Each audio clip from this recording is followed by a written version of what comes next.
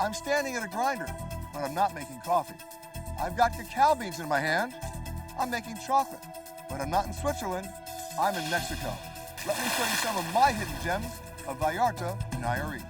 Plus, visitors to Cairo have been going to the Egyptian Museum since 1897 to see its collection of ancient artifacts. But thousands of Egypt's unseen treasures will soon have a new home, and I'm going to give you a sneak peek. And then, the Breakers in Palm Beach County has a long-standing reputation for outstanding luxury and service, but it also has a rich history dating back more than a century.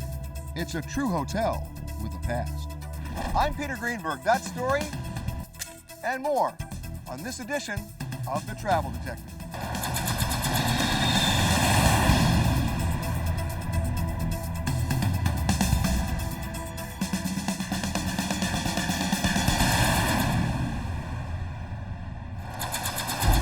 Many travelers have been in the Mexican resort town of Puerto Vallarta. Its beaches and rich cultural history make it one of the top destinations in the country. But what a lot of folks don't know is the Riviera Nayarit. It's just 10 minutes north of the Puerto Vallarta airport, but then comes a mostly unknown corridor that stretches nearly 190 miles. And that's where the smart travelers see the real western part of the country. So let me show you some of my hidden gems of Vallarta Nayarit. On Mexico's Pacific coast, you'll find an area known as Vallarta Nayarit, which is actually a part of two different states. Riviera Nayarit, in the state of Nayarit, is made up of 5 different municipalities with over 30 beaches to explore. So it should come as no surprise that this is Mexican surf country.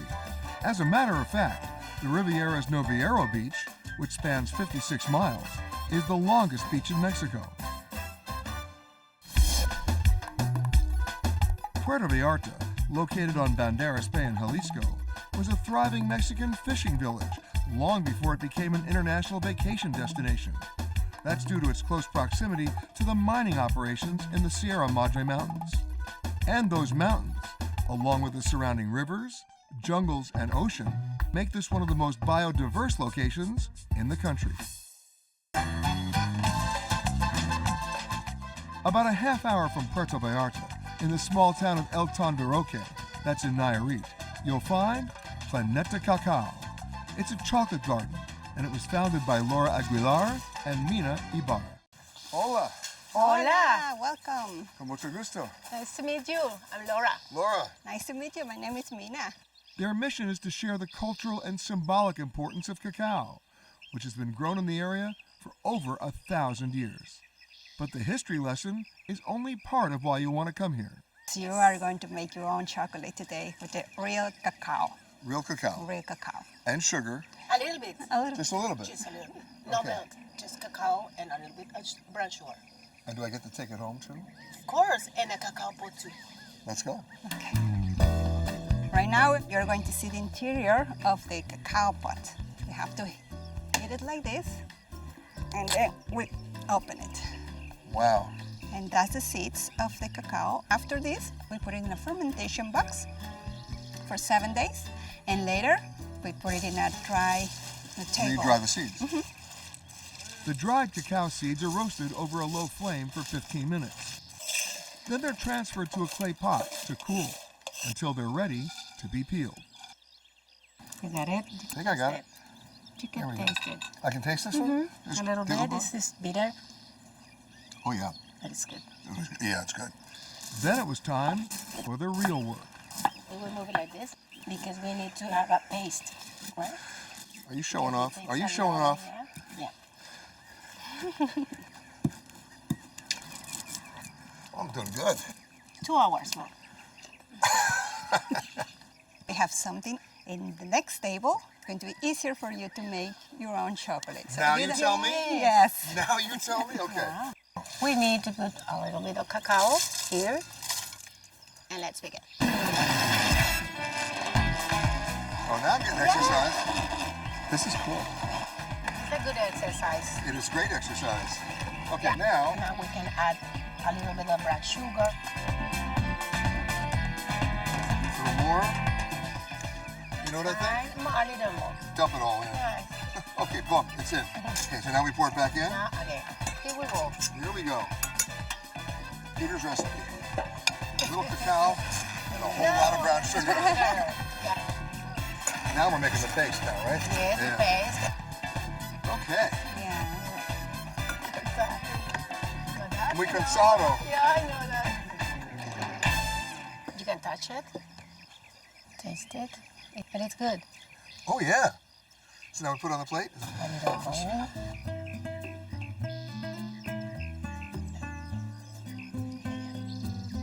Okay. Now a little coconut. I will eat no chocolate before it's time. A little coconut there. Yeah, this will be the most popular one, I can tell. Look at that. So this is it, right? Yes. I'm ready? Yes. I can just Yeah, put it in my try mouth? it. I will let you try too. For you. Thank you. And, For me. Gracias. Lovely. you know, I only have one more word for you. Mas. More. More, come on. This is great.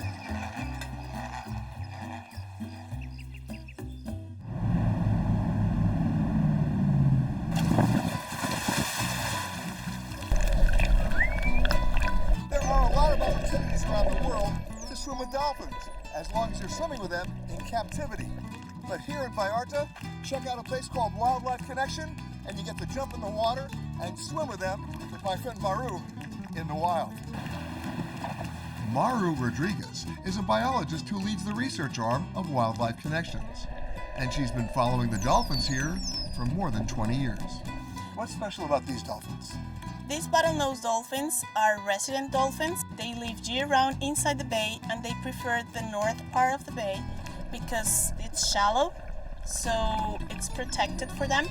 We don't put big groups in the water. We just put like 2 or 4 people at a time, not to be invasive. We don't touch them. It's our main rule. They like to be interactive, and they can swim around you, be playful. I always tell not to be a boring floating thing. Just be a dolphin. About 20 minutes outside of Puerto Vallarta, you'll find yourself on the Jorullo Bridge. It's 1,500 feet long. It's 500 feet above the Kuali River. What's cool about this? It's the longest vehicle suspension bridge in the world. What's even more cool, it's not what it takes you over, it's what it takes you to.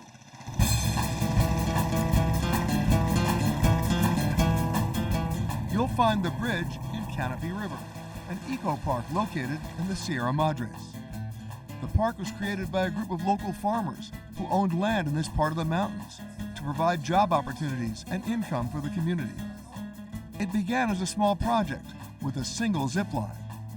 But today, there are a dozen zip lines, hiking and mule tours, rafting, razors, and of course, ATV tours, all led by local guides, many of whom grew up right here. 3, 2, 1. Not only is it really fun, you get to experience the outdoors in this part of the country, but it also helps the community as you ride for miles and miles on the dirt trails right through the mountains. And finally, it gets you to this second suspension bridge, also over the Kuali River. But it's not just what you see, it's what you hear. Are you listening? A great hidden gem of Vallarta Nayarit.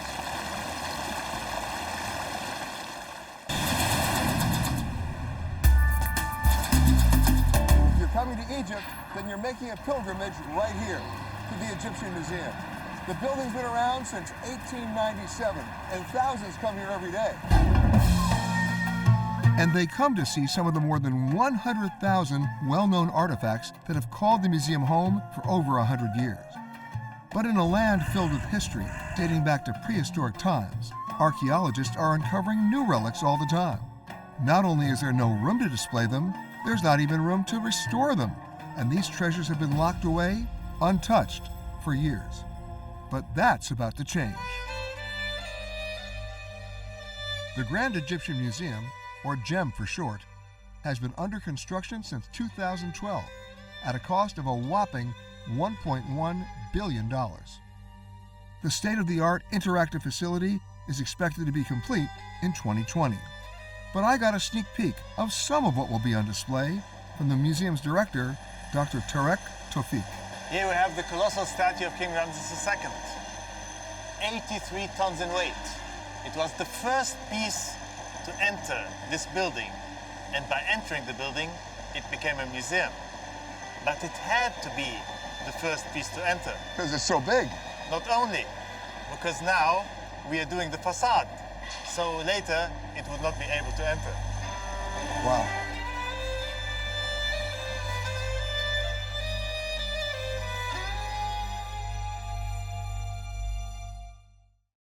I think that's an interesting thing. This one piece will make 52 layers. Watch on mobile devices or the big screen. All for free. No subscription required.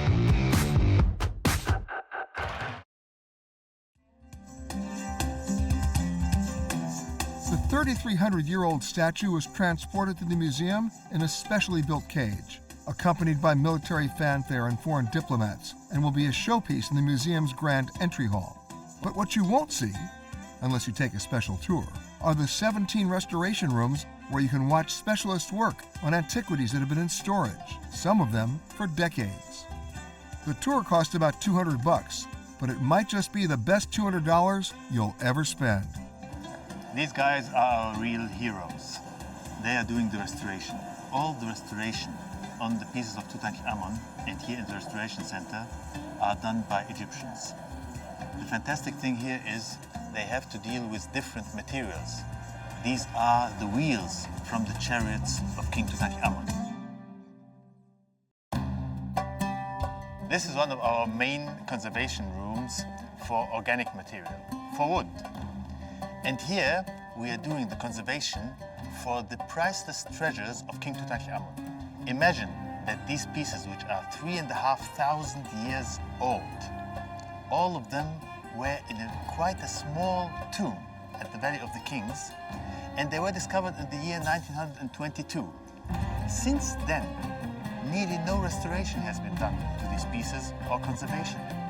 So now, You got your work cut out for you. yeah, we have to see if there has to be done new restoration work, and if there is old material that is now outdated, That you're going to have to replicate. that we have to remove. King Tut's small tomb held over 5,000 objects, many of which will be on display for the very first time once the museum opens. The Grand Egyptian Museum will display Tutankhamun in a way you have never experienced before. We take you to the time of Tutankhamun. You experience the life at the royal court in the 18th dynasty. You can witness the funerary procession of King Tutankhamun, and you can get to know the lifestyle of the boy king.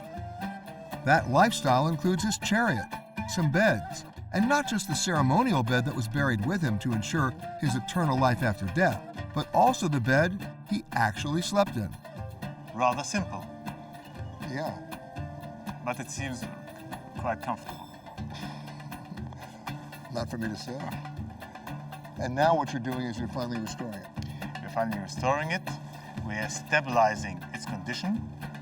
And what's amazing, today you would think that the head of the king would be on this side. Actually, it wasn't. The king would sleep with his head on the other side on a headrest.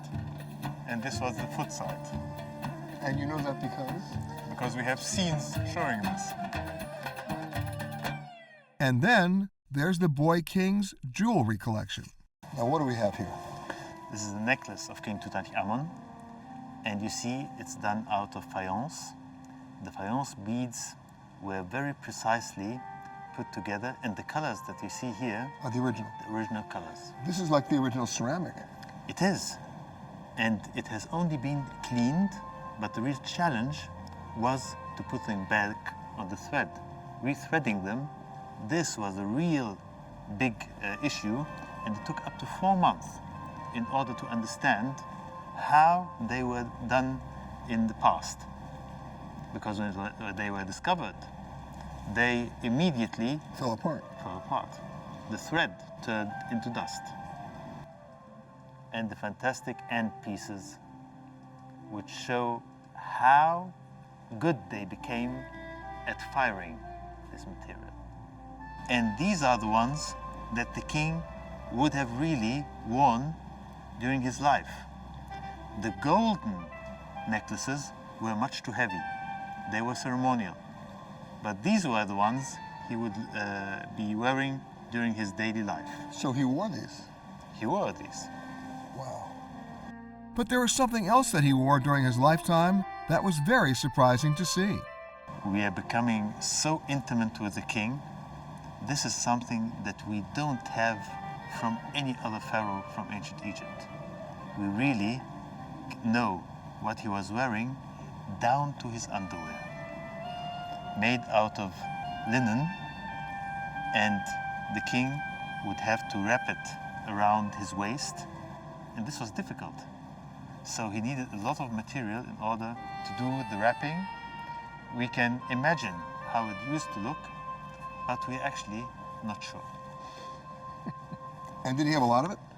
60 pieces of underwear inside the tomb.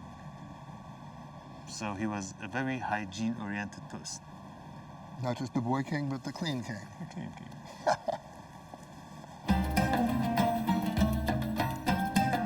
Not all of the pieces that are being restored here are only Tutankhamun. We also have found in the storerooms of Egypt other hidden treasures. And where'd this come from? This fantastic piece here is coming from Luxor. It's a sarcophagus from the New Kingdom, a lady. This is made out of wood. The colors are the original colors. We are only stabilizing the colors. Not changing anything. Nothing at all. But this is not only the hidden treasure. There are two sarcophagi hidden inside of this one. With one mummies inside? Beside the other, and then the mummy. Wow. Can we open it? No, we cannot. I got you. Wow. There was one final thing Dr. Tawfiq wanted to show me. This has never been on display before. The sarcophagus of Nesptah. Nesptah was a high official in the 25th dynasty. We discovered it in his tomb in Luxor. It was in a shaft 20 meters deep. So it's about 60 feet deep. About 60 feet deep. And perfectly preserved. Perfectly preserved. See all the details. How were they able, in this volcanic hard stone, to put the hieroglyphs and all the carvings with this detail? It seems as if it was done by a laser. Fantastic But all by work. hand. All by hand. All by hand. And of course, I recognize that. Anubis.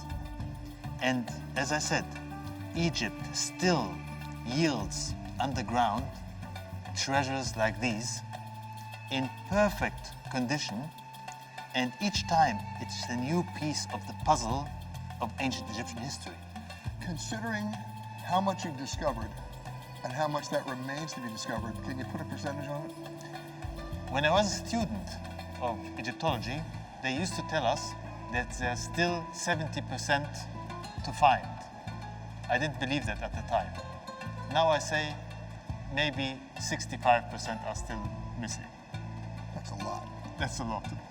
So you know what that means for you? A lot Job of work. security.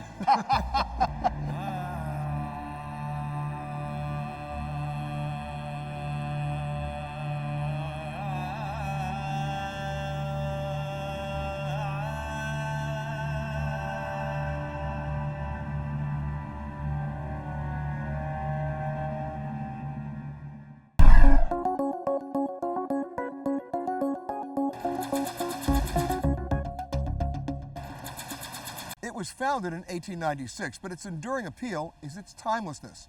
140 acres of oceanfront property, a half-mile of private beach, golf courses, pools, and service that's been indulging guests for decades. At a moment like this, I'm reminded of the line from the great American comedian Groucho Marx, who said he would never join a club that would have him as a member. But with the breakers in Palm Beach, I'll gladly make an exception to a true hotel with a past. It was originally called the Palm Beach Inn. This was the second hotel founded in Florida by prominent oil tycoon and businessman Henry Morrison Flagler. His first hotel, the Royal Poinciana, opened in 1894 in Lake Worth, a city about 20 minutes south of Palm Beach in Palm Beach County. It soon became the largest hotel in the world, boasting 1,100 rooms.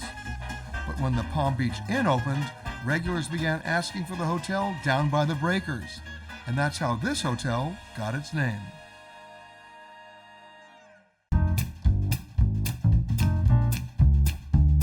One of the most notable and historic features of the restaurant is the wine collection. I started in November of 2000 and we had 710 selections for our Grand Award list. We've been a Grand Award winner since 1981, so over 35 years. And so I decided to increase those selections. We went from 710 selections and today we have over 2,000 references and we cover 17 countries. And some of these bottles have a history of their own. Some of our oldest bottles would be the 1907 Malmsey Madeira by Oliveras, which we sell by the 2 ounces for $150. But we have some beautiful older wines from the collection, such as the 1928 Lafite Rothschild, which is $5,200. We also have Pichon Lalande, 1929, and 2 bottles of 1929 Palmer or Palmer. But once you go beyond the wine selection at the Breakers, you get to the real stars of the show, the cocktails. During the 1950s and 60s, the Breakers was an institution that embraced the classic cocktail culture. At HMF, you'll find modern twists on classics that have been served here for years, like this Railcar 91. It's their take on the sidecar. And that's not the only thing they've updated. The Breakers has also rejuvenated their entire menu. There's the warm onion and Reggiano dip, a take on the warm onion dips you might have had as a kid. Korean short ribs, shrimp pad thai, wood-roasted Chilean sea bass, not to mention desserts, like their takes on the whoopie pie. And of course, they brought back the baked Alaska. The food here has a balance of modernity and preservation. And today, I'm getting to make one of their oldest recipes and a Palm Beach staple. So what are we making? We're making some of our famous crab cakes from our seafood bar. This item's been on the menu for over 20 years. We're going to create a wet mix using these ingredients here. We have some eggs, some mayonnaise. You never have enough mayonnaise, right? Never have enough. Not for crab. I hate dry crab cakes. Well, it's absolutely the worst. We're going to do a touch of lemon juice. Of course, touch. A little parsley. And some Old Bay spice. After I created the mixture, I was then ready to put the crab cakes together. Might be a good idea to pack that in a little bit. Okay. Like that? Yeah, that's good. Right in here? Yes, it goes right into the PVC. Yeah, push that down. Right, now breadcrumbs? Yep, some breadcrumbs. You ready for the push? And then give it the push. Give it the push. Like a little pressure here so it holds it together. Look at that. Okay, now you roll it around a little bit. Roll it around a little bit, yeah. Gently so it doesn't fall apart. Gently. Not bad. All right, I've made my first and only crab cake. Yep. Just right into here? Right into the hot oil, yep. After about 4 minutes, they were ready. We have some mayonnaise and some roasted pureed tomatoes. Right. We'll put 1 crab cake on top of each one. And then we're going to top, we have a little bit of remoulade sauce. Now we're Red talking. and butter pickles, mayonnaise, Now we're a little salt talking. and pepper. All right, here we go. Yeah, just try to get there you go. That's